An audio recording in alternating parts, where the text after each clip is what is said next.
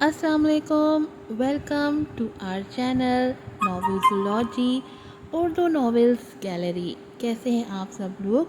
मुझे मालूम है आप लोग बहुत गुस्सा है और मैं वक्त पर आप लोगों को नॉवेल नहीं दे सकी, एपिसोड्स नहीं लगा सकी, लेकिन मैं आप लोगों के साथ भी नाराज़ हूँ क्योंकि आप लोग भी सपोर्ट नहीं करते। इसलिए मेरा भी दिल नहीं करता कि मैं दोबारा एपिसोड्स बनाऊँ। जब आप लोग लाइक नहीं करेंगे, शेयर नहीं करेंगे, रिव्यूज़ नहीं देंगे, तो मेरा भी दिल नहीं करेगा कि मैं इतनी मेहनत करूं, 2-2 3-3 घंटे लगाऊं, एपिसोड्स बनाऊं, फिर उसको अपलोड करूं, थंबनेल बनाऊं, टाइटल बनाऊं। अगर आप लोग चाहते हैं कि आप लोगों को वक्त पर एपिसोड्स मिलें तो आप लोग लाजमी रिव्यू दिया करें, चैनल को सब्सक्राइब किया करें, वीडियो को लाइक किया करें, शेयर किया करें। चलें अब बढ़ते हैं अपनी एपिसोड की तरफ। नॉवेल है आवारा गाने इश्क, राइटर हैं इसकी मलाइका रफ़ी, एपिसोड नंबर है 23। वक्त अपनी चाल चल रहा था। 8 महीने हो चुके थे। अब महनम को भी थोड़ा सब्र आने लगा था। अजमेर की अभी तक कोई खबर नहीं थी। ना कभी महनम ने जानने की कोशिश की कब वो किस हाल में है। सुना है अजमेर आ रहा है पाकिस्तान। वो जो आसमान पे चलते बादलों को देख रही थी, चौंक के तल्लाल को देखने लगी और फिर बिना कोई जवाब दिए नज़रें फेर के वो फिर से बादलों का पीछा करने लगी थी, जबकि तल्लाल संजीदगी से उसके सपाट चेहरे को देख रहा था।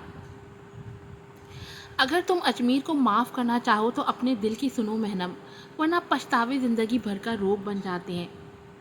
तलाल नरमी से उसे समझा रहा था, जबकि वो लब काटती सामने दरख्त पर चहचहाते परिंदों को देख रही थी। माफ़ कर देना बहुत आसान होता है तलाल, लेकिन भूल जाना बहुत मुश्किल। मैंने अजमेर को माफ़ कर भी दिया हो, लेकिन वो लम्हा मैं कभी नहीं भूल सकती। झूठ तुमने भी तो बोले हैं मैनम, इस्तेमाल उसे तुमने भी किया है। तलाल का लहजा जिताता हुआ था। महनम ने एक शाकी नज़र अपने मोहसिन पे डाली थी। जिना नहीं किया मैंने। मैं भी अक्सर यही सोचता था मैनम कि मेरी मर्ज़ी के बिना मेरी शादी करवा दी गई है। ईशाल मेरी पसंद नहीं है तो मैं क्यों उसके साथ बहुत अच्छा रहूं, लेकिन अब मलाल रहने लगा है। पछतावे डसते हैं मुझे। ज़िंदगी भर का रोग बन गया है। काश कभी अच्छा हस्बैंड बन के ईशाल से वैसी ही मोहब्बत करता जिस तरह की मोहब्बत वो चाहती थी मुझसे। महनम बस इतना कहूँगा कि किसी को माफ़ करना हो तो दिल से माफ़ करो। अपने अमल से उसे महसूस कराओ कि तुम उसे माफ़ कर चुकी हो, वरना ये खाली अल्फाज एक दिन अपनी अहमियत खो देते हैं, फिर हाथ में कुछ भी नहीं रहता। तलाल बोझल लहजे में अपनी बात कहता अब उसे देख रहा था, जबकि वो अपनी सोचों में उलझी हुई अपने लब काट रही थी। आज अपन का दिल अपने गुनाह का एतराफ़ करने को चाह रहा। प्रोफेसर साहब, अजीब अफसुर्दगी उसके वजूद में फैली हुई थी। उसकी गंदुमी की रंगत पे जैसे सांवलापन सा ठहरा हुआ था। कहिए शीन, मैं सुन रहा हूँ, प्रोफेसर जाकिर नरमी से बोले थे। शीन अफसुर्दा आंखों से उन्हें देखने लगी। किसी पे बदकिरदारी का इल्ज़ाम कैसा होता है प्रोफेसर साहब? प्रोफेसर जाकिर उछंबे से उसे देखने लगे। आप पे लगा है। शीन आंखों में नमी लिए सर नफ़ी में हिलाने लगी। अपन ने बहुत गुनाह किए हैं साहब, बहुत बड़े बड़े गुनाह। आपकी बातें सुन के अपन को खुद से शर्मिंदगी हो रही साहब, अपन को खुद से नफ़रत हो रही है।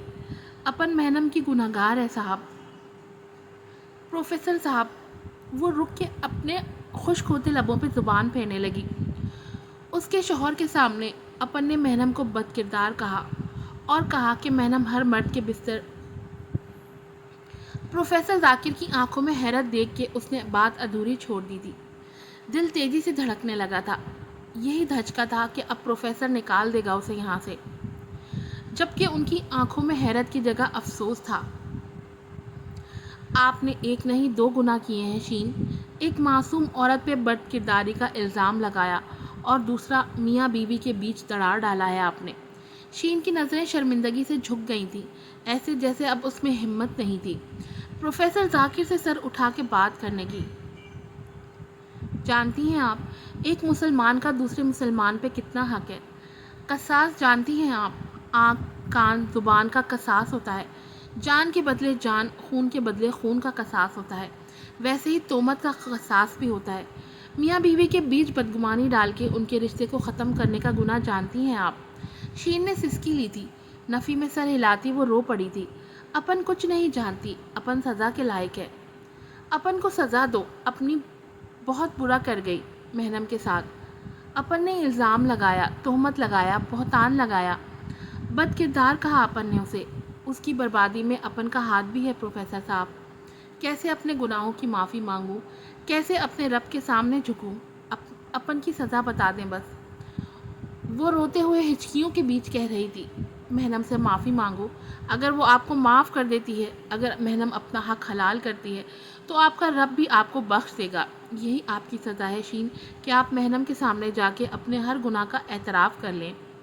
شین بھیگی آنکھوں سے انہیں دیکھ رہی تھی، جبکہ وہ اب کوئی کتاب اٹھا کے پڑھنے لگے تھے۔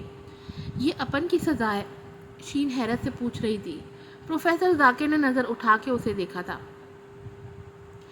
سزا تو آپ کی ایک بدکار کے جتنی ہے کہ جب وہ بدکاری کرتے پکڑا جائے اور اسے کوڑے مارے جائیں، ویسے ہی آپ کی سزا بھی بنتی ہے۔ لیکن اگر آپ مہنم کے سامنے اعتراف جرم کر کے معافی مانگ لیں اور وہ آپ کو معاف کر دیں، تو بے شک اللہ بے حد مہربان ہے اور بخشنے والی ذات ہے۔ وہ اپنی بات کہہ کے پھر سے کتاب پڑھنے لگے، جبکہ شین دھڑکتے دل کے ساتھ انہیں دیکھتی رہی اور پھر نظریں جھکا کے لب کاٹتی وہ وہاں سے چلی گئی تھی کہ سزا کوئی بھی ہو، اسے اب اپنی سزا بھگتنی تو ہے۔ کیوں نہیں جاؤ گی آفس؟ وہ جو اجمیر نے اپنا سارا بزنس تمہارے پاس رکھا ہوا ہے، کیا وہ امانت نہیں ہے اس کا؟ کیا تم خیانت نہیں کر رہی؟ دیمیر لب بھیچے اسے باتیں سنا رہا تھا، جبکہ مہنم سپاٹ نظروں سے اسے گھور رہی تھی۔ مجھے آفس، اس بزنس اور تم لوگوں سے دور ہی رہنا ہے۔ دور رہ لینا، فی الحال اجمیر کے واپس آنے تک اس کا سب سنبھالو مہنم۔ تم بیوی ہو اس کی، اور اس کی ساری بزنس ڈیلز تمہاری وجہ سے ڈیلے ہو رہی ہیں۔ یہ صحیح نہیں ہے بالکل بھی۔ ایٹ لیسٹ اس کے واپس آنے تک آفس آ جایا کرو پلیز۔ اور پھر ایک بڑی جنگ کے بعد اس نے آفس جانا شروع کر دیا تھا۔ ابھی بھی وہ اپنی میٹنگ اٹینڈ کر کے پھر سے اپنے آفس روم میں آئی تھی۔ فائل دور ٹیبل پہ اچھال کے اس نے اپنے بال بکھیرے تھے۔ اف، اپنی گردن سہلاتی مہنم اپنا کوٹ بھی اتار کے صوفے پہ پھینک چکی تھی، جبکہ ان دو آنکھوں نے بے حد دلچسپی سے اس کے ہر عمل کو دیکھا۔ کافی، خود سے کہتی وہ انٹرکام تک جانے کے لیے مڑی، جب اس کی نظر سامنے دیوار سے ٹیک لگا کے کھڑے اجمیر پہ پڑی تو ایک پل کے لیے وہ اپنی جگہ پہ ٹھٹک گئی تھی، جبکہ اجمیر سینے پہ ہاتھ باندھے دیوار سے ٹیک لگائے مسکراتی آنکھوں سے اسے دیکھ رہا تھا۔ اجمیر، اس کے لب ہلے تھے۔ کیسی ہو مہنم؟ وہ مہنم سے سوال کرتا اس کے قریب آ رہا تھا۔ 1 سال کا عرصہ گزر چکا تھا اور وہ 1 سال بعد اسے دیکھ رہی تھی۔ وہ مکمل بدل چکا تھا، اس کی شخصیت پر اعتماد سی ہو گئی تھی۔ آنکھیں ٹھیک ہو جانے کے بعد وہ بے حد بدل گیا تھا۔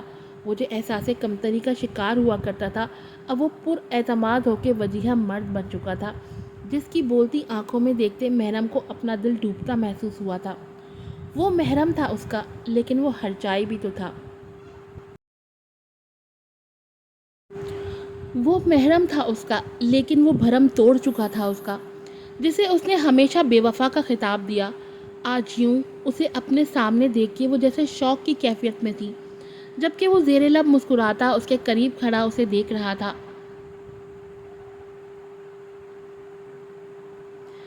تو تم ہو مہنم، آج اپنی آنکھوں سے تمہیں دیکھ رہا ہوں، جسے میں نے اپنی تاریکیوں میں بے پناہ محبت کی، جو میری محرم بنی میری تاریکیوں میں۔ وہ اس قدر خوبصورت ہے۔ مہنم کو اپنی نظروں کے حصار میں لیے وہ کہہ رہا تھا، جبکہ مہنم شوق سے جیسے ابھی باہر نکلی تھی اور 2 قدم پیچھے ہوئی تھی۔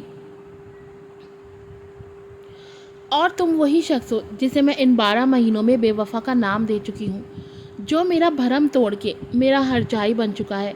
وہ سپاٹ لہجے میں کہہ رہی تھی، جبکہ نہ جانے کیوں اجمیر کو اس کے لہجے میں شکوے سے محسوس ہوئے تھے۔ تبھی زیر لب مسکرا دیا تھا۔ 2 قدم آگے بڑھا تھا وہ۔ مہنم کی آنکھوں میں شکوے پڑ چکا تھا شاید وہ، جبکہ اتنے عرصے بعد اسے سامنے دیکھ کے مہنم کو سمجھ نہیں آ رہی تھی کہ وہ کیسے رد عمل کا اظہار کرے۔ وہیں رہو اجمیر، میرے قریب آنے کی ضرورت نہیں ہے۔ اجمیر نے ابرو اچکائے تھے۔ اور اگر میں پیچھے نہ ہٹوں تو؟ اسے نظروں کے حصار میں لیے اجمیر قدم قدم اس کی طرف بڑھ رہا تھا، جبکہ مہنم اس کی شخصیت کا اعتماد دیکھتی بوکھلا کے پھر سے پیچھے ہوئی تھی۔ اگر میں تمہارے قریب آنا چاہوں تو وہ اب بھی کہہ رہا تھا، جبکہ محرم گنگ سی اسے دیکھ رہی تھی، جو آنکھوں میں محبت لیے اس کی طرف آ رہا تھا اور وہ دیوار سے جا لگی تھی۔ اگر محرم، اگر میں تمہیں اپنے حصار میں لینا چاہوں تو اجمیر اس کے قریب ہوا تھا کہ ایک دوسرے کی سانسوں کی آواز تک وہ سن رہے تھے۔ وہ حیرت سے ان آنکھوں کو دیکھ رہی تھی جن میں محرم کا عکس صاف نظر آ رہا تھا۔ اگر یہ کہہ دوں محرم کہ میں تمہاری محبت کا مکمل اسیر ہو چکا ہوں تو محرم، اجمیر اس کے بے حد قریب سرگوشی کر رہا تھا، اپنی سانسیں محرم کے گالوں پہ چھوڑتا وہ گمبھیر نظروں سے اسے دیکھ رہا تھا، جبکہ محرم کو اپنی سانسیں بوجھل ہوتی محسوس ہونے لگی تھی، جیسے ابھی وہ سانس نہ لے پائے گی، جیسے ابھی اسے انہیلر کی ضرورت پڑے گی۔ اگر یہ کہوں محرم کہ ان دنوں، ہفتوں، مہینوں میں تمہیں دیکھنے کی خواہش رہی ہے تو وہ آنکھیں موندے اب سرگوشی کر رہا تھا، محرم کے بے حد قریب۔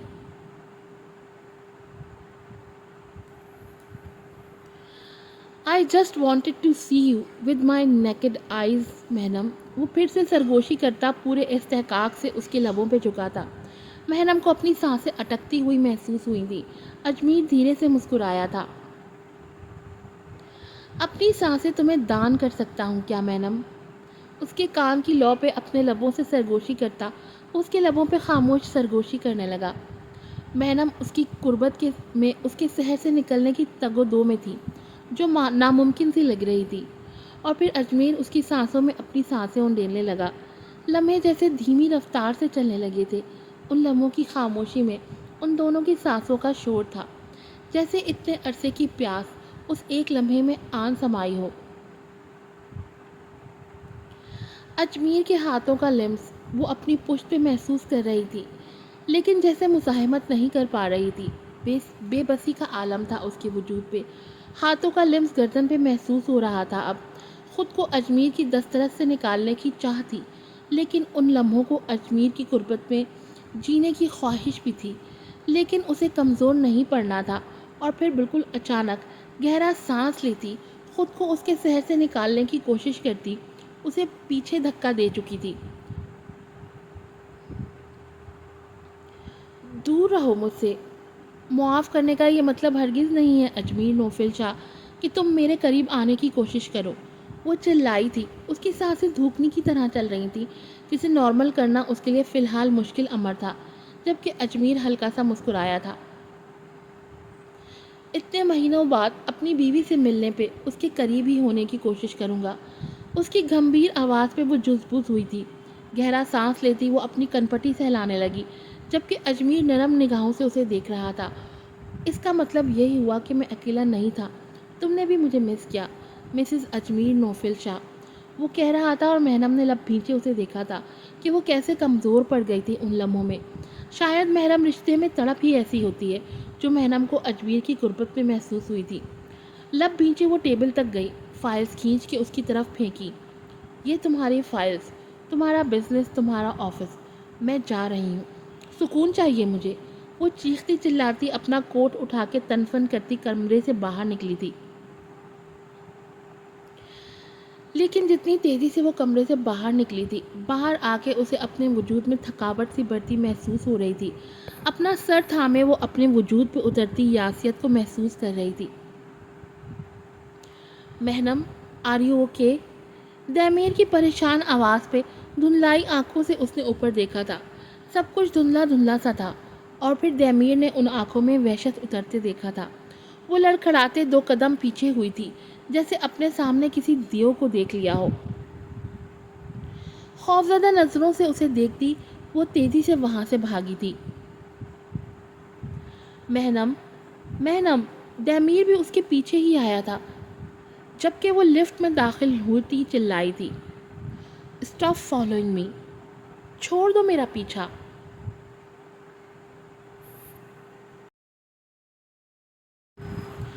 دہمیر وہیں رک گیا تھا اور پریشان نظروں سے بند ہوتے دروازے کو دیکھ رہا تھا۔ دہمیر، بھاری آواز پہ اسے اپنی ہارٹ بیٹ ایک لمحے کو بند ہوتی محسوس ہوئی تھی۔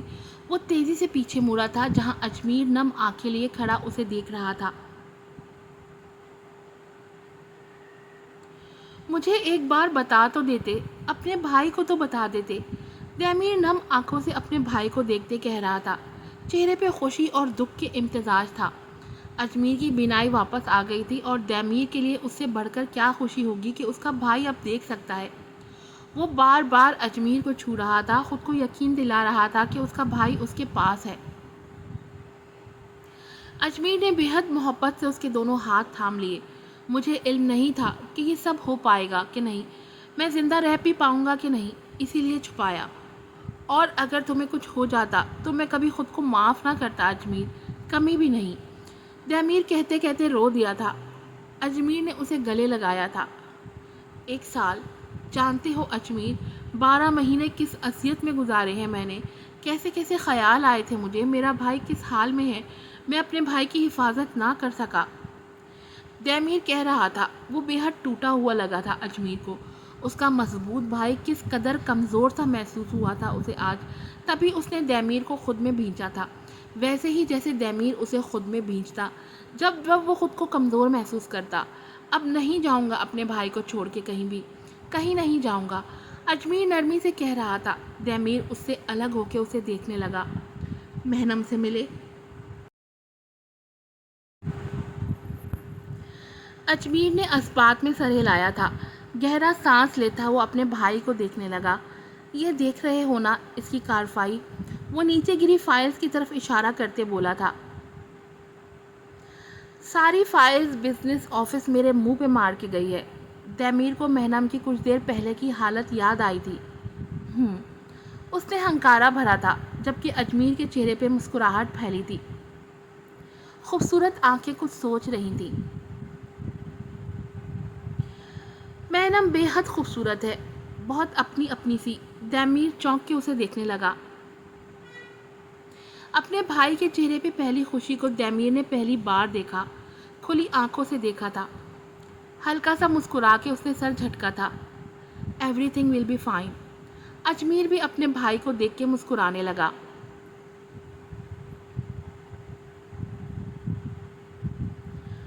مہنم، وہ جو اپنی سوچوں میں گم گاڑی سے اتر رہی تھی جب شین کی آواز پہ چونک کے مڑی تھی۔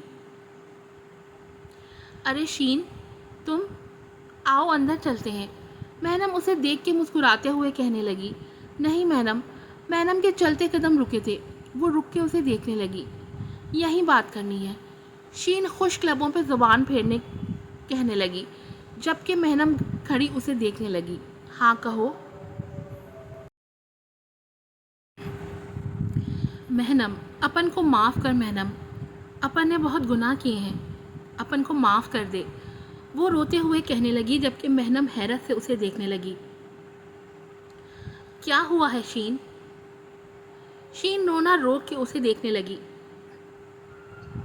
اپن نے اس رات پوری بستی کے ساتھ مل کے تیرے پہ بدکاری کا الزام لگایا کہ تو ہر مرد کے بستر پہ جاتی ہے، اور مہنم کی آنکھوں میں حیرت در آئی تھی۔ تیرے اور دمیر کے بیچ طلاق اپن کی باتوں کی وجہ سے ہوئی۔ اپن نے کہا کہ تیری بیوی بد کردار ہے، اور پھر ساری بستی۔ مہنم لڑکھڑا کے پیچھے گاڑی سے ٹکرا گئی تھی۔ وہ بے یقینی سے شین کو دیکھ رہی تھی۔ اپن تیری زندگی برباد کر چکی مہنم۔